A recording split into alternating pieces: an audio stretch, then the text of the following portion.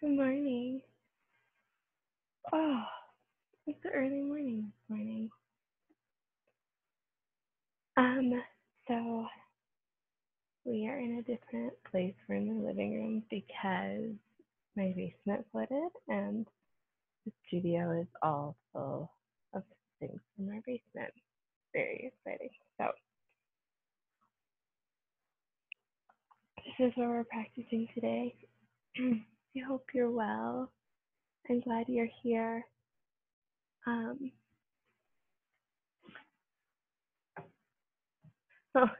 thanks, Laura. It was lame. It's fine. It wasn't a lot of flooding. My husband caught it just about immediately, but it was enough that we had to just clear everything out to let everything dry. So I don't think anything's ruined. Anyways, so we are in the sanctuary of women, and we're on chapter 13. And I will just begin us with the prayer for the morning, and then we'll continue on. Oh, I'm sorry for the shaking with my cat. I can't kick her out of this room, so let's have to see what happens. All right. Blessed are you. Excuse me. Blessed are you, O God, who created the world with a word, and who fashioned your people from dust and from delight. In our waking, may we know you, breathing in us, breathing through us, creating us anew with your longing and your love. We'll go ahead and get started. Chapter 13 is a communion of more than our bodies, of the beauty and pleasures of the world, of the beauty and the pleasures that the world affords. Food is among the most basic. So deeply is it bound to our personal and collective history. It's no wonder that food should figure with such prominence in the tale of our beginnings. Aside from whatever disobedience and rebellion may have lurked in the heart of Eve, Genesis tells us that Eve saw that the tree was good for food and that it was a delight to the eyes. M.F.K. Fisher was a 20th century writer famed for the ways that she wrote about the pleasures of food, the preparing of it, the eating of it, the sharing of it. In the foreword to her book, The Gastronomical Me, she offered these insights into the mysterious ways that our hungers and our histories intertwine. People ask me, why do you write about food and eating and drinking? Why don't you write about the struggle for power and security and about love the way that others do? The easiest answer is to say that, like most other humans, I am hungry, but there's more than that. It seems to me that our three basic needs for food and security and love are so mixed and mingled and intertwined that we cannot straightly think of one without the others. So it happens that when I write of hunger, I am really writing about love and the hunger for it, the warmth and the love of it, and the hunger for it, and then the warmth and richness and fine reality of hunger satisfied, and it is all one. I tell about myself and how I ate bread on a lasting hillside, or drank red wine in a room now blown to bits, and it happens without my willing it that I am telling too about the people with me and their other deeper needs for love and happiness. There is food in the bowl, and more often than not, because of what honesty I have, there is nourishment in the heart to feed the wilder, more insistent hungers. We must eat if in the face of that dead fact we can find other nourishment, and tolerance and compassion for it will be no less full of human dignity. There is a communion of more than our bodies when bread is broken and wine drunk, and that is my answer when people ask me, why do you write about hunger and not wars or love? May you have food in the bowl to feed what is basic, and nourishment in the heart to feed hungers more wild.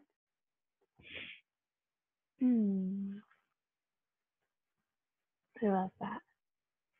I love that throughout the whole of this book, we're talking about the deeper meaning and the deeper desire and the deeper looking at what it means to have desire and have needing and have longing. And so today, when we move,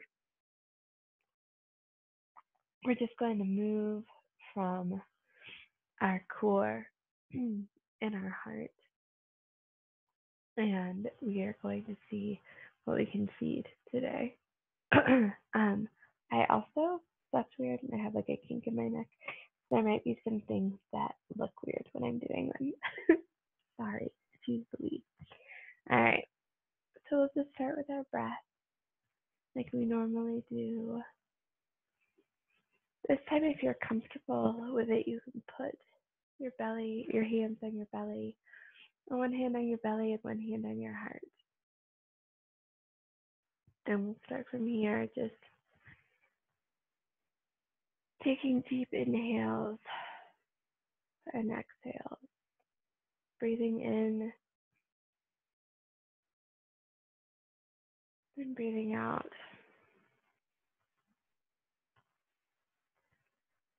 Filling the heart space and the belly space with breath.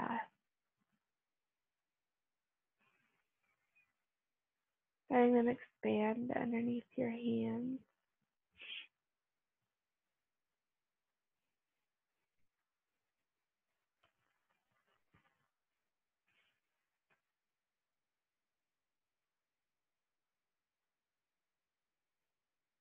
Feeling the growth in your hands. Can you bring loving kindness here? Can you bring loving kindness to the belly and to the heart?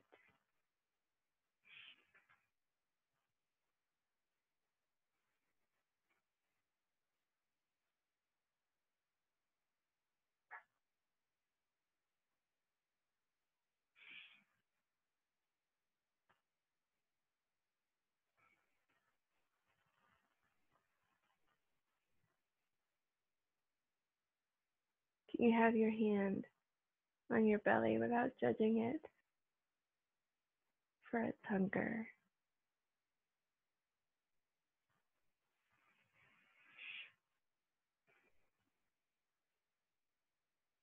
Good, and while we're here, if there's anything else you want to stretch a little bit, you can.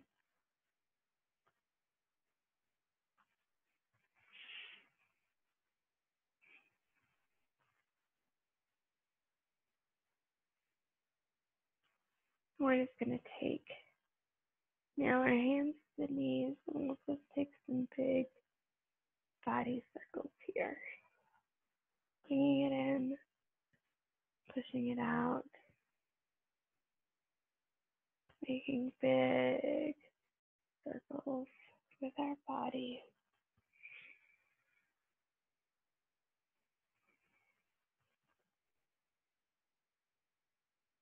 Good, and the other way.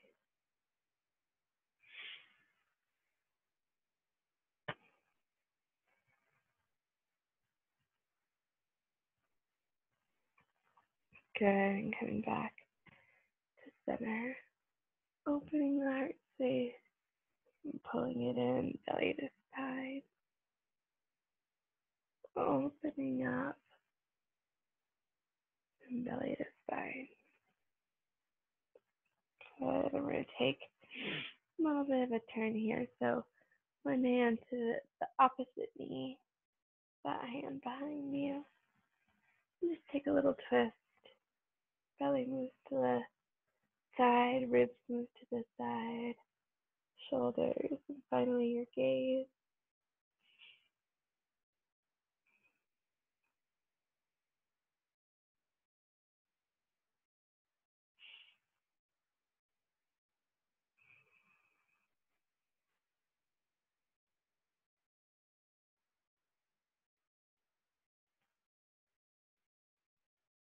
and back to the center. We will reach forward over those bent legs and reach, kind of stretch out the hips just a little bit today.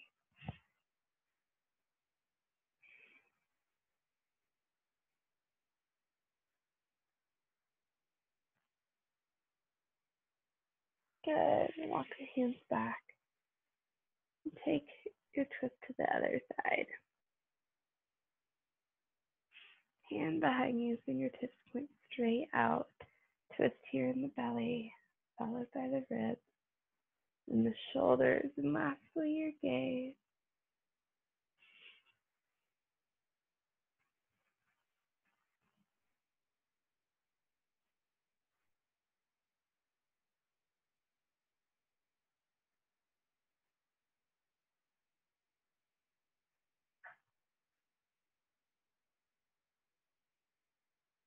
And come back to center. Good. If you want to switch leg you have in front, so you can take that forward fold one more time. Stretching out just a different hip.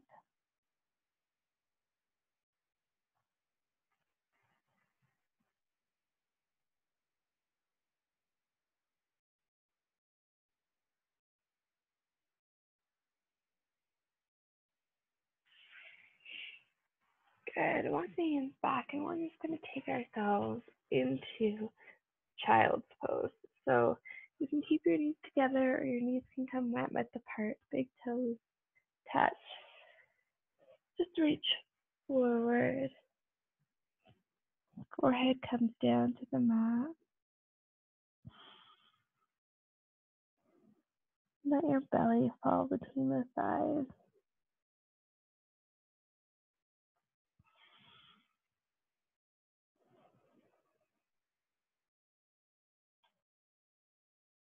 Good. Hips to the heels.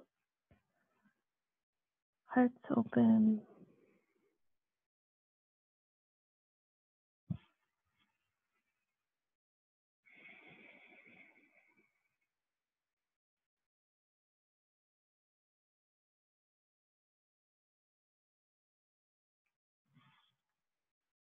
Pay attention to the feeling of your belly that expands against your thighs. Bring your thoughts and your attention there towards your belly.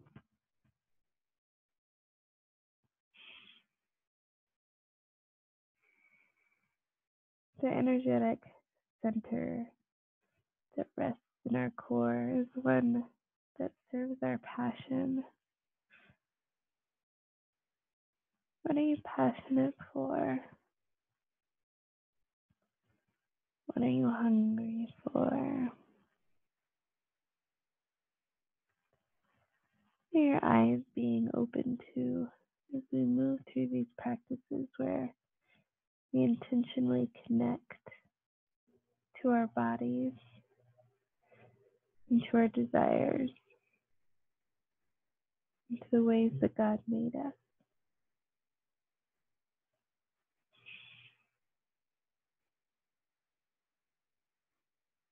Good. When you're ready, you can come up on all fours to tabletop. I'm going to fix my pants. And here in tabletop, we're just going to find ourselves with some cat-cows, dropping the belly toward the mat and rounding it up. Opening the heart space, rounding it all up.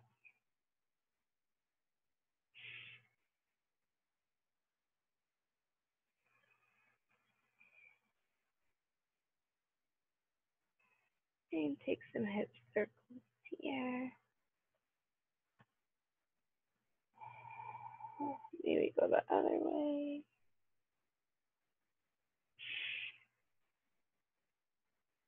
And back to center. Good, and then we're going to take the right hand. The right hand's going to come along, and then the left leg's going to kick back. We're warming up our core here, pulling the belly in toward the spine, building just a little bit of heat, maybe reaching. Good. You could bend that knee and reach back for your ankle or your foot if it's available to you. Kicking into the hand, opening up the heart space here.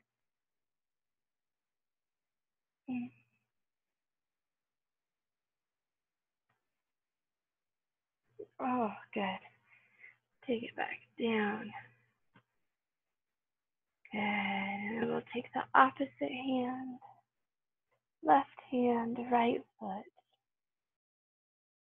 Pinky toe of that right foot tilts toward the earth so that the hips stay nice and even here. Really reaching through the fingertips, reaching through the toes. Belly toward the spine, creating heat. Yeah. Good. Bend the knee, reach back for that foot. Kick into the hand. Open up the heart space here.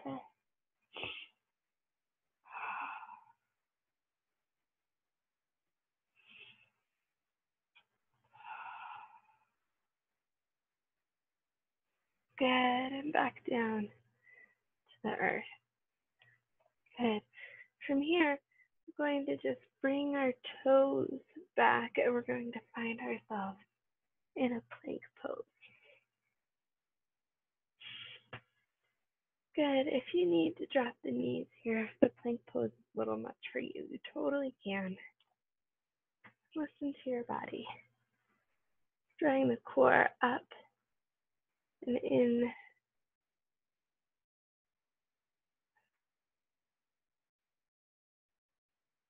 Building a little bit of heat here. If you'd like to windshield wiper your heels a little bit, you can.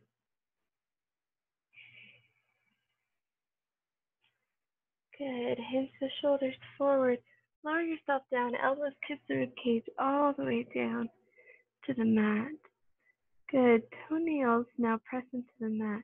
So you lift the heart space up for Cobra pose. If Cobra is super accessible to you and you want to go a little bit further, lift all the way up, upward facing duck. And upward facing dog, the hips and the knees are off of the mat. In both poses, shoulders draw back and down, heart open.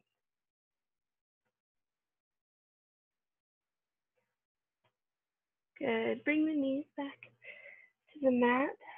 Set them as you want, either knee mat width apart or hips to heel. Reach forward. Pause.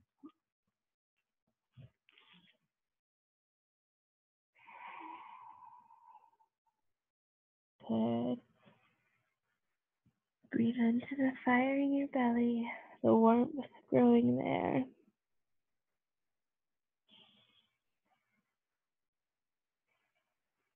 Opening your eyes to your desires and what feeds you.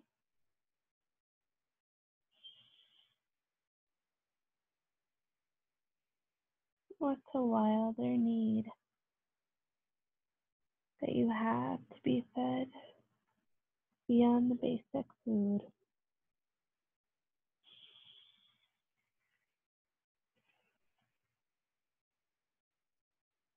Good.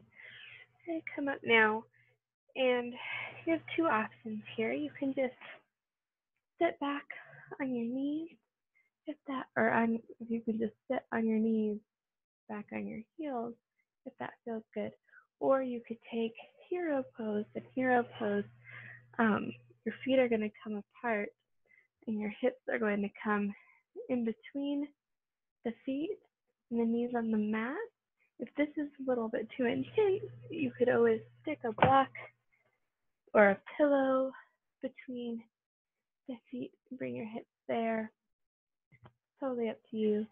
Whatever feels good for you today and right now. We're just gonna draw our shoulders back, up and back.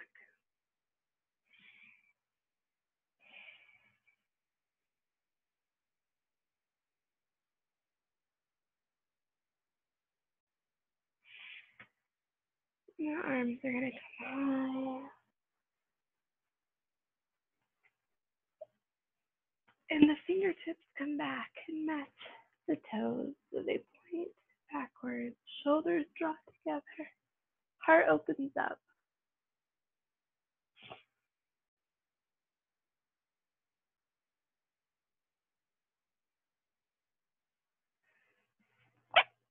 Excuse me. I knew it was coming. Oh, good. When we come back, you can move that pillow or the block if you used one. Now we're coming, standing on our knees. Good. From here, we're going to actually press our hips forward over the knees. Arms are going to come up again and back. Oh, and we're going to stick them in our back pockets. Usually if you're wearing yoga pants or pajama pants, like you might be this morning, you're not going to have any pockets. Just pretend for camel pose. Oh, I'm so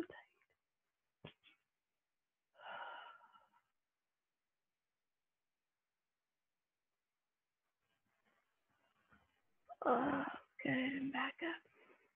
Ooh. How did that feel for you? Good. I make me aware of some tight spaces for sure.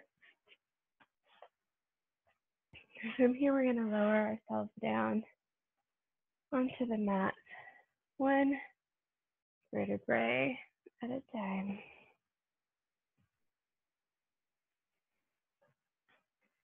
Good. And from here, your hands back to your belly.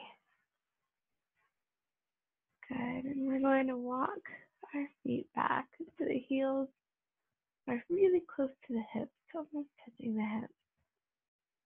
Hands on the belly. Draw the shoulder blades together, lifting the heart space off of the mat. Good. And when you're ready, we'll press into the mat with our feet and lift our hips for bridge pose.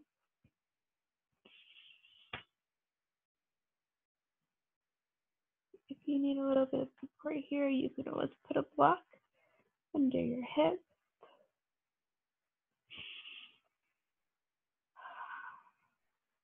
If this feels a little vulnerable to you, you could always cover yourself with a blanket. This is your practice. You can just do whatever you want. You can lay on the mat the whole time and just do nothing if you want. And lower down. Good. One vertebrae. Beautiful. Good. If you'd like, we're going to bring our feet up to the ceiling. Oh, flat feet like you're going to go for a walk on the ceiling.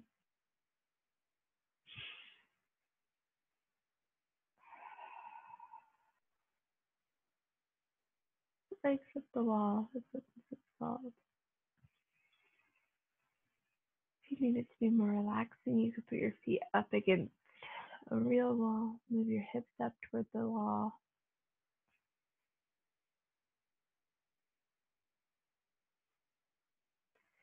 It's a good way to get the blood flowing back up into your torso. Letting gravity help it out, yeah? Good. If it's available to you or if you'd like to, you can bring those feet all the way overhead for a plow pose. My neck is very tight, so I'm not going to do that today, but it's totally up to you. That would feel good to you, then you can. Good. Bend the knees. When you're ready, you can take your fingers around your big toes. Let the legs come open. Rock back and forth. Little happy baby. As we end today's practice. Good. I invite you to bring your knees into the chest here. Squeeze them in. Good. Right leg is going to go long. Left leg squeezes in toward the armpit, the outside of the torso. Bring that knee across the whole body. You're going to pin the left shoulder to the mat. And then bring that left knee over to the right side of the mat as much as possible for a twist.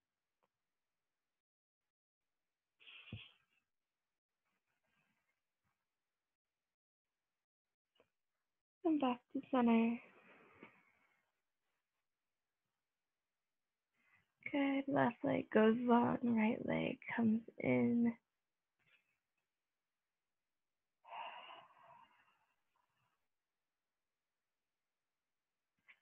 Right leg comes across the body. Right shoulder in, and hold back to the spot.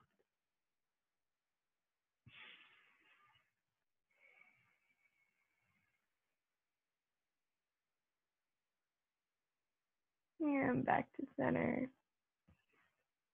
Squeezing the knees into the chest. Give yourself a little rock up.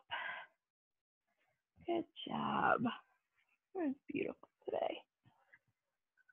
Oh, my body needed that. So I'm going to end us with the blessing of today's chapter. And you can be lying down in Shavasana now.